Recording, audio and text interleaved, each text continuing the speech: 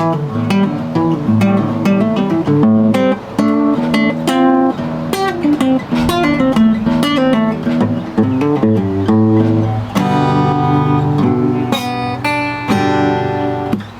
so crappy to play.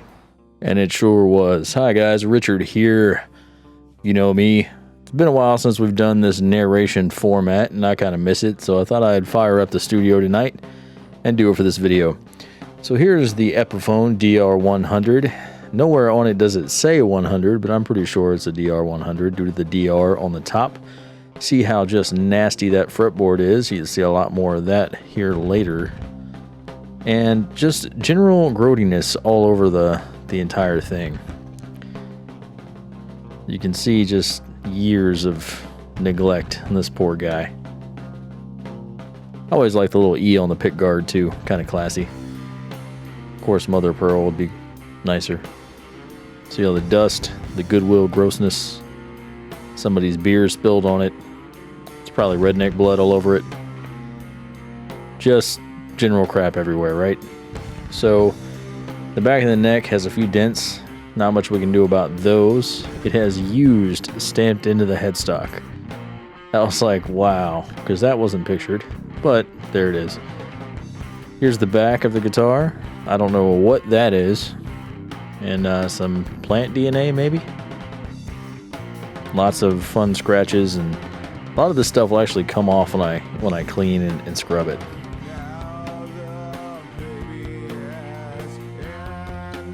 So getting right into it, first thing we got to do is get rid of these strings. They are gross.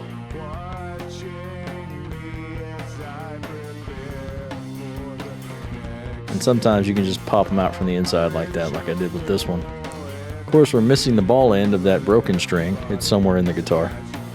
We'll see if we can find that later.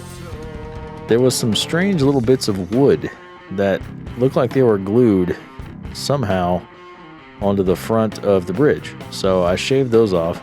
The bridge is rosewood. It's not any kind of painted or dyed thing really. It's rosewood, so whatever this wood was stuck to it. It looks like some of the spruce from the top. Pulling out the old nasty saddle. We'll get that all cleaned up later. You can see again, just general growtiness on top there. We're gonna shave this saddle down some. Here's something I always thought was cute. When you put a truss cover over an area that has no truss. So check out the imprint left behind. That's how you know a guitar is dirty. A lot of this video is just going to be cleaning various parts, but there's some interesting little tidbits coming up too. I always like little details like that. Something about a nice clean truss rod cover helps set it off, even if it is covered in scratches and dents everywhere. Pulled a broken string out, and then cleaning the headstock.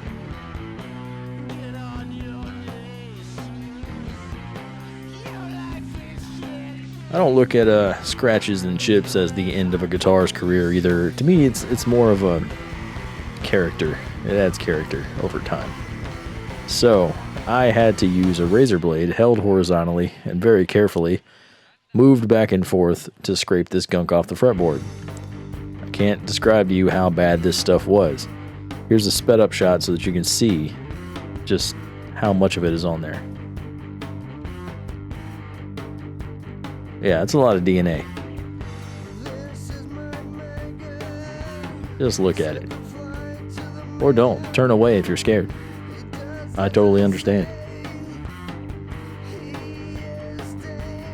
But anyway, making our way through the crap, finding a good guitar somewhere beneath there. Had to collect it all so I could dispose of it.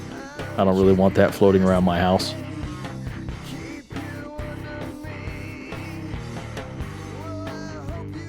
And then of course just cleaning the fretboard as per usual. Didn't really need any acetone or anything this time, so pretty easy after it was all scraped off. The front took a lot of scrubbing. And the pick guard looks almost new now. I mean, it's still scratched, but new compared to what it was.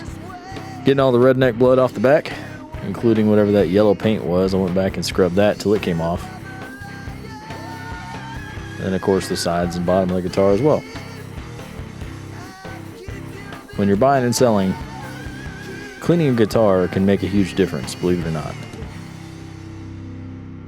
People want to see, you know, even if it's junk, they want to see junk looking as best as it can. Unless you're those American pickers dudes. They like everything just to stay gross. Alright, so we're going to take the Borescope, as you see there, and take a look inside this guy. Right off the bat, huge dust bunnies. And those were not props. They came with a guitar. All the way in the back, you can see there's more dust bunnies in there. See, there you go. You ever seen that movie Critters? That's what they remind me of. If you haven't, you shouldn't. There were several of them. Alright, getting a little deeper in there, you can see more stuff like that. And there's that missing string, broken string tailpiece, tail end right there. I'll get that out later. There's a very scientific way I have of getting things out of acoustics. I think I'll do a video on one day. And here's the bridge plate underneath. It's got a little bit of tear out, but overall looks pretty good. Considering this guitar is well over a decade old. Not bad at all. Alright, that's pretty cool. I like the new Borescope. And then just oiling the fretboard. I didn't do anything. If I were restoring this guitar for someone, I would have fixed that sunken inlay that you see there. But since this was a quick flip, I didn't see the need to put all that time into it. There's an inlay right there on the 15th fret. It's a little sunken in. A lot of people forget to do this too. I always oil my bridges because they can dry out just like the fretboard. After about 10 minutes, you know, to really let that oil seep in there, since it's probably never been oiled before, I went ahead and wiped it all off. And the saddle was a little high, so we are shaving it a little bit, just with some 80 grit sandpaper on a flat surface. Shaving it down until I think it's comfortable. And then, like I said earlier, we're going to clean it up a little bit and get rid of some of these black spots and DNA spots and try to round over the edge just a little bit, because it was a little bit of a sharp angle on that saddle, but it's just plastic. Putting it back in its home, nice and low.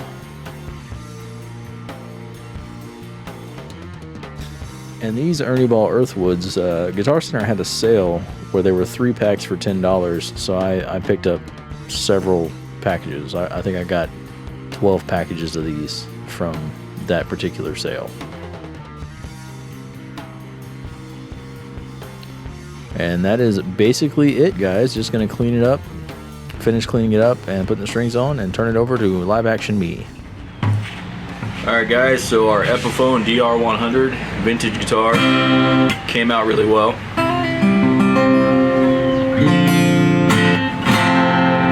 Has a lot of mid-range presence, and we shaved the bridge a little bit so it plays a little better.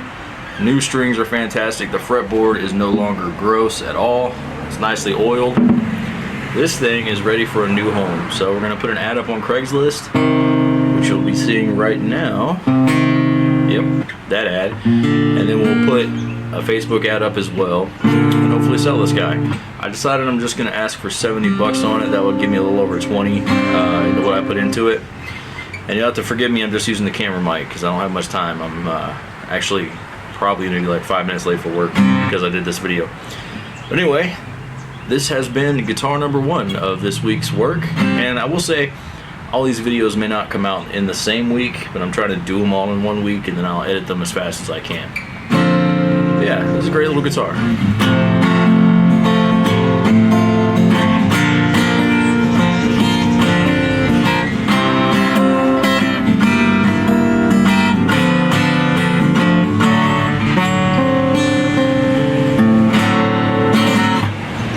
See you guys next time.